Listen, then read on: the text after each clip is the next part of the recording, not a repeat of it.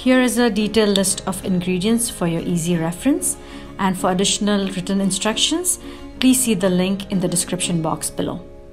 Dilute the vinegar by adding water to it and then add this mixture to the milk. If you're using an electric pressure cooker, cook this on high pressure for 1 minute and then naturally release the pressure. In a stovetop pressure cooker, just let it build up the pressure and then turn off the heat and naturally release the pressure. If using a saucepan, bring the milk to a boil and it'll start separating into paneer and whey. Now strain the solids and separate it out from the whey water.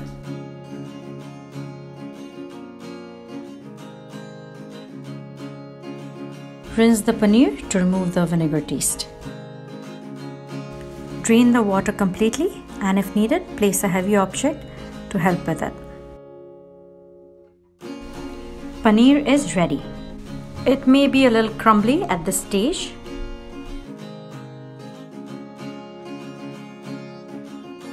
To get a store-bought finish, we want to knead it and then shape it again and let it cool before using it.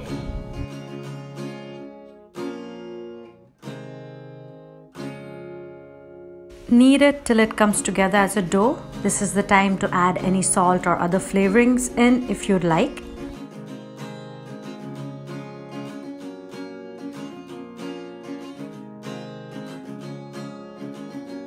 Then shape it into a rectangle and refrigerate for a couple of hours before using.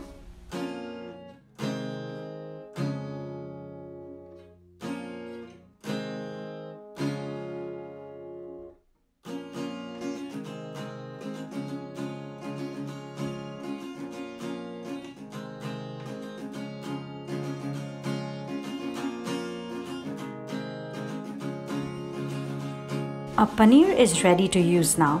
I'm going to cut this into cubes and we will just pan fry them in a little bit ghee to see how it turns out.